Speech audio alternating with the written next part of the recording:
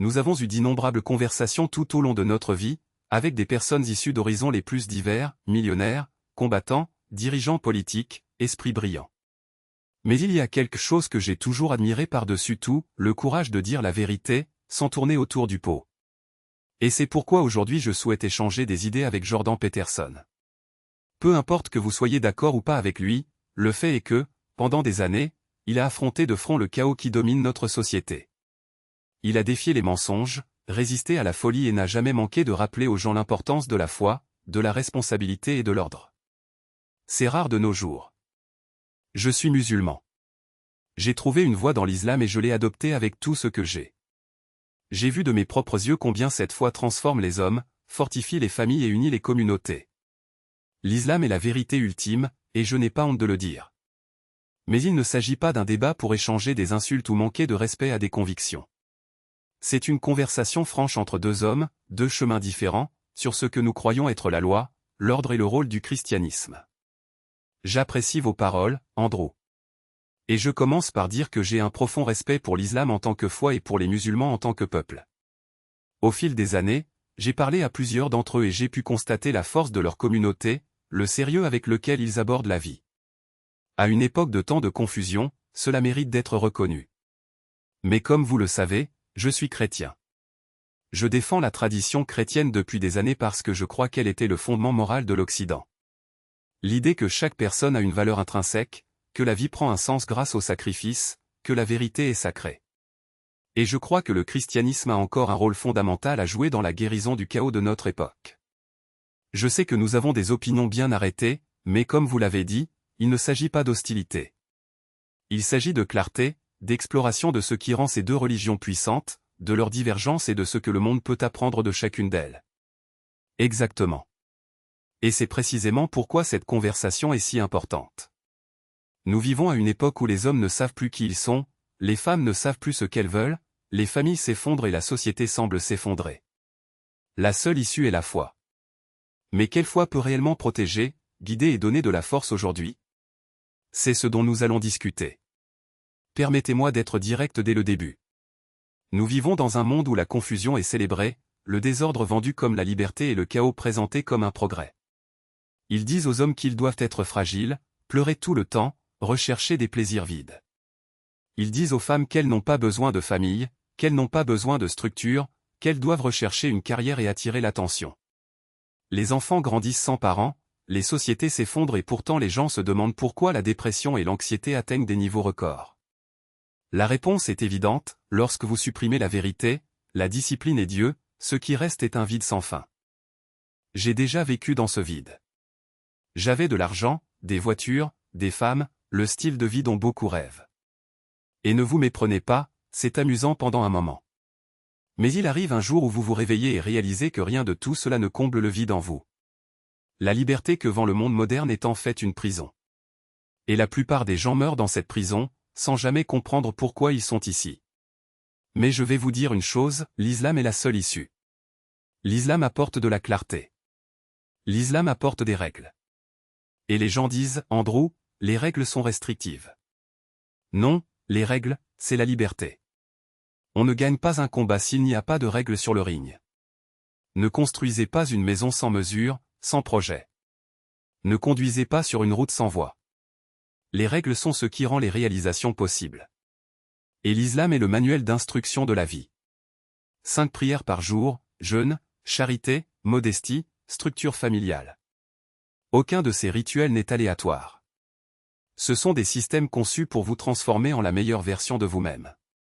Parlons des 5 prières quotidiennes. Aucune excuse. Les gens disent que c'est trop rigide. Exactement. C'est pourquoi ça marche. Le monde moderne vous a convaincu que la discipline est une punition, alors qu'en réalité elle est la clé du pouvoir.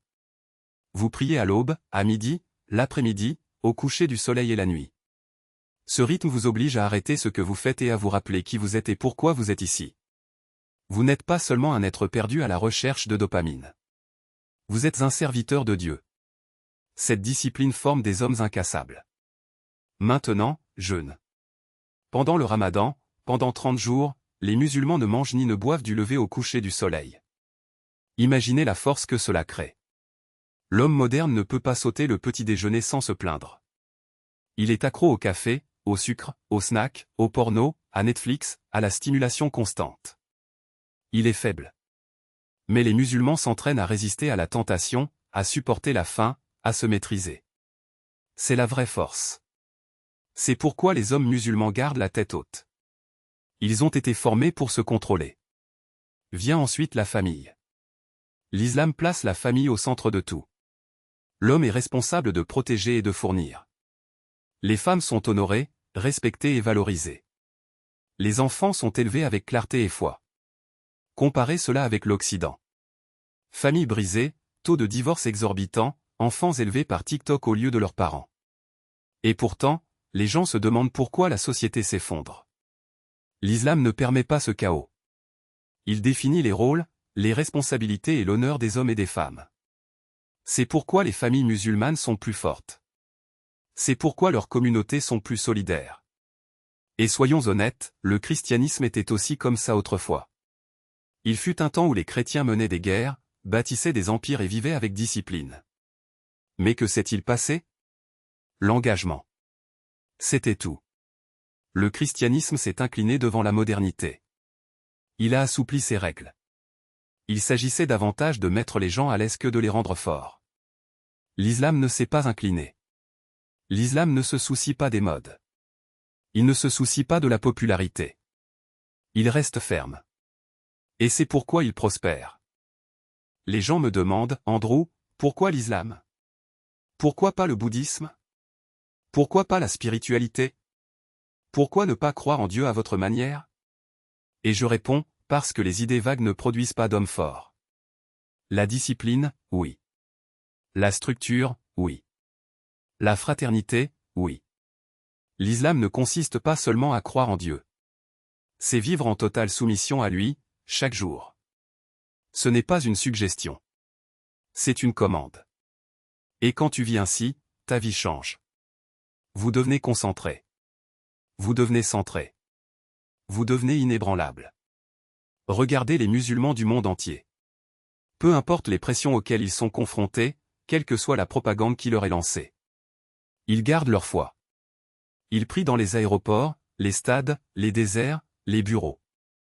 Ils jeûnent peu importe où ils se trouvent. Ils disent non aux choses dont tout le monde est accro.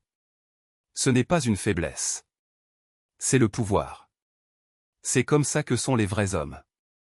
Et laissez-moi vous dire une chose, l'islam n'est pas seulement une question de force individuelle. Il s'agit de la force de la communauté. En Occident, les gens sont seuls, isolés, solitaires. Tout le monde vit dans des bulles. Mais en islam, la communauté est tout. Le noyau n'est pas seulement une question de résistance, c'est une question de transformation. Il ne s'agit pas seulement d'endurer la souffrance, mais de la transformer en quelque chose de plus grand. L'islam trouve sa force dans une soumission inébranlable, dans la clarté d'un chemin défini. Mais le christianisme offre quelque chose qui va plus loin, la promesse que, même dans les ténèbres, la lumière peut surgir. Cet échec n'est pas la fin, mais le début de quelque chose de nouveau. Cette mort n'est pas une défaite, mais un passage. Et ce n'est pas de la théorie. Regardez l'histoire. Les martyrs chrétiens ne se sont pas inclinés devant les empereurs romains. Ils affrontèrent des lions, des épées, du feu et ils sourirent. Non pas parce qu'ils étaient faibles, mais parce qu'ils savaient que leur douleur avait un but. Que son sang arroserait la terre de quelque chose d'éternel. Est-ce de la discipline? Oui. Mais c'est plus que cela, c'est la conviction que la vie ne se mesure pas par ce que l'on accumule, mais par ce que l'on donne. Pour ce que tu perds par amour. Vous parlez de communauté dans l'islam, et je respecte cela. Mais laissez-moi vous raconter une histoire. Au Moyen Âge, alors que l'Europe était un chaos de guerre et de famine, ce sont les monastères chrétiens qui préservaient le savoir, qui nourrissaient les pauvres, qui abritaient les voyageurs. Des hommes qui se réveillaient avant l'aube pour prier, qui travaillaient la terre de leurs propres mains, qui copiaient des manuscrits à la lueur des bougies. Ils ne l'ont pas fait par obligation. Ils l'ont fait parce qu'ils croyaient que tout acte de service était un acte d'adoration. Que chaque geste d'amour était le reflet du divin. Et aujourd'hui? Aujourd'hui, alors que le monde semble s'effondrer, ce sont les églises et non les gouvernements ou les entreprises qui sont en première ligne. Nourrir les affamés, accueillir les réfugiés, lutter contre la traite des êtres humains. Non pas parce que quelqu'un les a forcés, mais parce qu'ils ont compris que l'amour n'est pas un sentiment. C'est une action. C'est porter le fardeau de quelqu'un d'autre, même si ça fait mal. Vous dites que l'islam est le dernier bastion. Je dis que le christianisme est le dernier espoir. Parce qu'il n'exige pas seulement de la discipline, il offre la rédemption. Il n'impose pas seulement des règles, il donne la grâce. Il ne se contente pas d'exiger des sacrifices, il montre que le sacrifice a un nom, l'amour. Et l'amour, mon ami, est la seule force qui ne faillit jamais. Maintenant, je ne suis pas ici pour diminuer l'islam. Je suis ici pour dire que le christianisme n'est pas une religion pour les lâches. Ce n'est pas une foi pour ceux qui recherchent du réconfort. C'est une foi pour ceux qui sont prêts à mourir à eux-mêmes, à leurs désirs, à leurs illusions et à renaître. Pour ceux qui comprennent que la vraie force n'est pas de dominer les autres, mais de se dominer soi-même. Il ne s'agit pas de vaincre le monde, mais de le vaincre en soi-même. Et s'il y a une chose dont le monde a besoin aujourd'hui, c'est bien cela, des hommes et des femmes qui n'ont pas peur d'affronter les ténèbres. Qu'ils ne se contentent pas de miettes de bonheur. Puissiez-vous savoir que la vie ne consiste pas à tout avoir, mais à être tout ce pourquoi vous avez été créés. Faites-leur comprendre que le but n'est pas une option, c'est une nécessité. Alors oui, ayons cette conversation. Islam et christianisme. Discipline et grâce. Soumission et rachat. Mais pas comme des rivaux, comme deux réponses à la même question, que signifie être humain? Et par quel chemin nous ramène-t-on à la maison? Monde. Et ce n'est pas un hasard. Ce n'est pas de la chance. C'est parce que lorsqu'une foi exige quelque chose de vous ou lorsqu'elle n'accepte pas de compromis, lorsqu'elle ne négocie pas avec faiblesse ou elle produit des résultats. Elle forge des hommes et des femmes qui ne plient pas, qui ne se perdent pas dans le bruit du monde. Vous parlez d'amour, de sacrifice, de rédemption.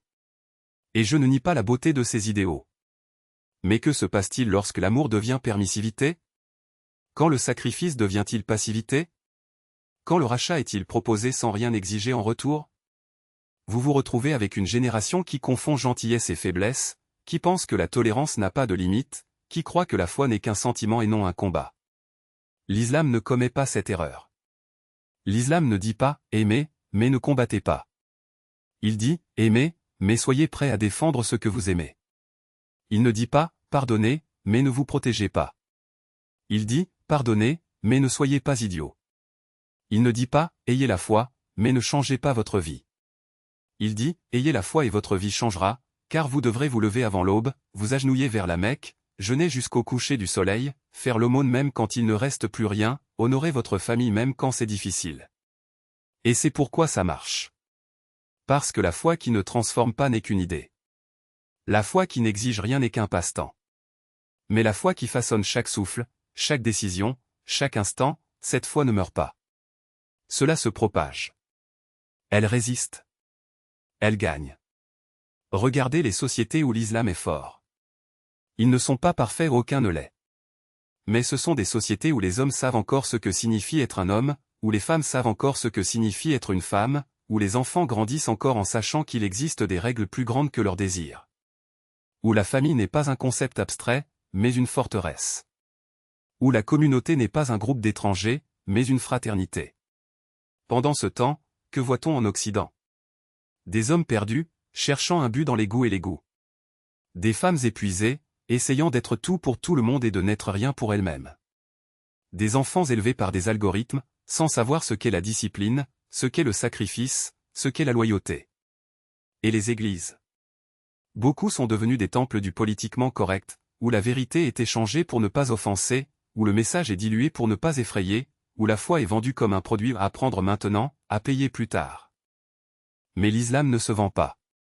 L'islam l'exige. Et c'est pourquoi, lorsqu'un homme ou une femme choisit l'islam, il ne choisit pas une religion. Ils choisissent une révolution. Une révolution contre la faiblesse, contre la médiocrité, contre la capitulation. Une révolution qui dit « Vous n'êtes pas esclave de vos désirs. Vous n'êtes pas victime des circonstances. Vous êtes un guerrier et la bataille commence en vous. Et cette bataille n'est pas facile. Ce n'est pas pour les faibles. Mais c'est pour ceux qui comprennent que la vie n'est pas une question de confort, mais une question de sens. Il ne s'agit pas de tout avoir, il s'agit d'être tout ce pourquoi vous avez été créés. Il ne s'agit pas de suivre la foule, mais de suivre ce qui est juste, même lorsque personne d'autre ne regarde.